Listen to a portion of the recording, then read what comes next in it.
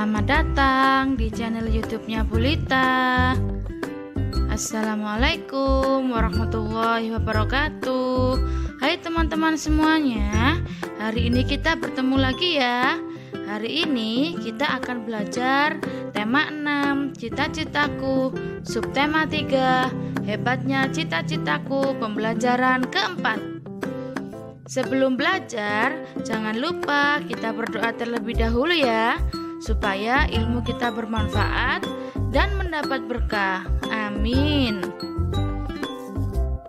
Meskipun kita belajar dari rumah, protokol kesehatan harus kita jaga dengan cara memakai masker, hand sanitizer, menjaga jarak, dan cuci tangan. Sehat selalu ya teman-teman. Sebelum belajar, ikuti petunjuk ini ya. Berdoa terlebih dahulu, kerjakan sesuai dengan petunjuk. Silahkan bertanya kepada orang yang di sekelilingmu atau kepada guru, teman, saudara. Jika ada materi yang belum kamu pahami atau belum kamu mengerti. Selamat belajar teman-teman. Belajar dari rumah, aku bisa. Teman-teman, jika cita-cita dapat disamakan dengan sebuah impian yang ingin diraih, apakah impian besarmu? Simaklah cerita tentang seorang yang bermimpi besar dan kerja kerasnya untuk mewujudkannya. Nah, teman-teman, kita baca sama-sama ya. Cerita ini berjudul Mimpi Seorang Laskar Pelangi. Andrea Hirata adalah seorang penulis novel Indonesia. Novelnya yang terkenal berjudul Laskar Pelangi. Karyanya tiba-tiba menjadi pembicaraan di mana-mana, terlebih di dunia sastra. Karya Andrea Hirata dianggap sangat mewakili kehidupan anak-anak di Indonesia. Apalagi novel ini diangkat dari kisah nyata sang penulis. Sewaktu kecil, Andrea Hirata menimba ilmu di sebuah sekolah yang kondisi bangunannya sangat mengenaskan. Bahkan, bangunan itu hampir roboh. Kondisi sekolah yang bernama SD Muhammadiyah tersebut memang cukup memprihatinkan teman-teman. Sebagai anak dari pegawai rendahan perusahaan negara, ia terpaksa bersekolah di sekolah yang bentuknya lebih mirip sebagai kandang hewan ternak. Kendati harus menimbah ilmu di bangunan yang tidak nyaman, Andrea tetap memiliki motivasi yang besar untuk belajar. Di sekolah pula, ia bertemu dengan sahabat-sahabatnya yang dijuluki dengan sebutan Laskar Pelangi.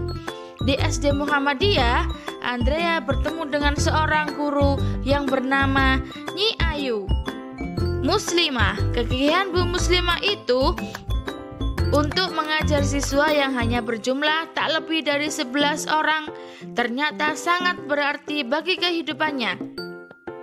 Berkat Bu Muslimah, Andrea mendapatkan dorongan yang membuatnya mampu menempuh jarak 30 km dari rumah ke sekolah untuk menimba ilmu. Bu Muslimah juga yang memacunya untuk mengejar cita-citanya bersekolah di negeri seberang, yaitu di negara Prancis. Sebuah mimpi dan cita-cita yang sangat mustahil di kala itu. Teman-teman, dari cerita tersebut, perhatikan diagram berikut ini. Andrea Hirata juga mengalami halangan yang harus dihadapinya ketika ia menjadi seorang penulis. Halangannya apa teman-teman? Yaitu Andrea Hirata belajar di sekolah yang bangunannya hampir roboh. Yang kedua, Andrea Hirata seorang anak sekolah yang rendahan. Ketiga, jarak tempuh dari rumah yang cukup jauh. Sikap yang dimiliki Andrea Hirata adalah rajin belajar, tidak mudah menyerah, dan gigih. Usaha yang dilakukannya adalah biarpun bangunan tempat belajar hampir roboh dan jaraknya sangat jauh, Andrea Hirata tetap berangkat ke sekolah. Kesimpulannya adalah teman-teman, usaha yang keras disertai dengan motivasi yang besar akan membantu mewujudkan cita-cita meskipun terlihat mustahil. Kita harus contoh ya teman-teman perjuangan seorang Andrea Hirata. Tahukah kamu teman-teman, Andrea Hirata telah membuktikan kekuatan mimpinya. Ia pun memiliki beberapa mimpi. Meskipun ia miskin, bahkan tinggal di daerah terpencil, mimpinya telah membawanya kepada prestasi yang luar biasa. Teman-teman, ini ada puisi tentang Laskar Pelangi karya dari Niji. Puisi ini bisa kita jadikan lagu teman-teman. Teman-teman pernah mendengar lagu ini tidak ya? Mimpi adalah kunci untuk kita menaklukkan dunia. Berlarilah tanpa lelah sampai engkau meraihnya. Laskar Pelangi takkan terikat waktu, bebaskan mimpimu di angkasa, warnai bintang di jiwa, menarilah dan terus tertawa, walau dunia tak seindah surga, bersyukurlah pada yang kuasa, cinta kita di dunia selamanya. Cinta kepada hidup memberikan senyuman abadi. Walau hidup kadang tak adil, tapi cinta lengkapi kita. Teman-teman, tahukah kamu bahwa Andrea Hirata merupakan salah satu contoh pemuda masa kini yang gigih memperjuangkan mimpi dan cita-citanya. Kemiskinan keluarganya tidak menghalanginya mengejar mimpinya hingga ke negeri orang. Ayah Andrea adalah pegawai di Pegawai Negeri Timah, Belitung. Memang tidak dapat menyediakan banyak dana untuk sekolah Andrea.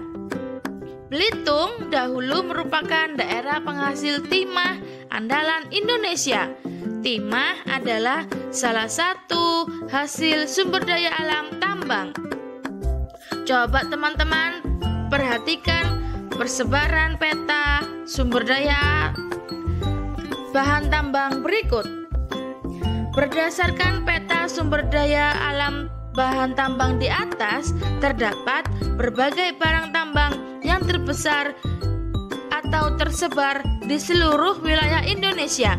Barang-barang tambang yang terdapat di wilayah Indonesia antara lain minyak bumi, batu bara, tembaga, besi, timah, kapur, yodium, asbes, marmer, dan belerang.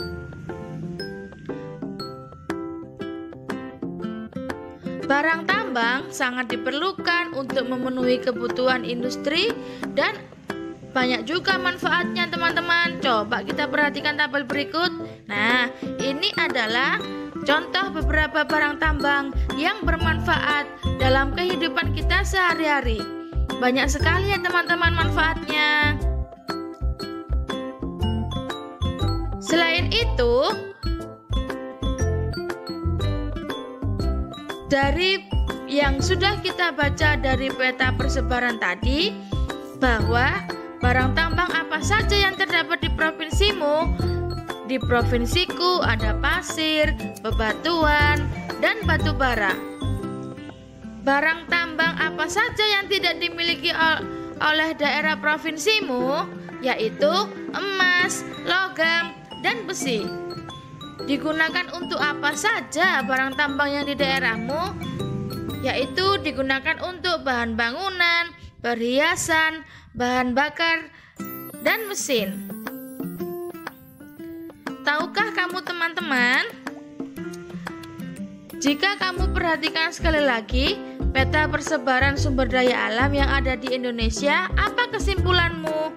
Nah, kesimpulannya adalah setiap daerah di Indonesia menghasilkan sumber daya alam yang berbeda-beda.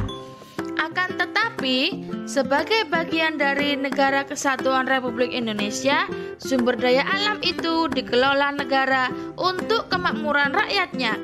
Keragaman sumber daya alam di berbagai daerah tersebut akan memperkuat rasa saling membutuhkan antara satu daerah dengan daerah lainnya. Tidak hanya itu, keragaman sumber daya alam juga menjadikan Indonesia sebagai negeri yang unik. Sebagai negeri yang unik, keragaman itu justru meningkatkan kerukunan antar umat beragama. Wah, Indonesia sangat hebat ya teman-teman. Nah, tahukah kamu teman-teman tentang keagamaan yang ada di Indonesia? Indonesia sangat kaya. Selain sumber daya alam, Indonesia juga memiliki aneka ragam agama, yaitu seperti tabel di bawah ini ya teman-teman. Nama hari rayanya, kemudian umatnya yang merayakan apa. Setiap perayaan mempunyai tujuan masing-masing teman-teman, sesuai dengan hari keagamaannya. Selamat belajar dari rumah ya teman-teman. Materi selengkapnya dapat kita baca pada buku tema 6 halaman 136 sampai dengan 144. Selamat belajar dari rumah teman-teman. Tetap semangat ya. Wassalamualaikum warahmatullahi wabarakatuh. Dadah teman-teman, sehat selalu ya.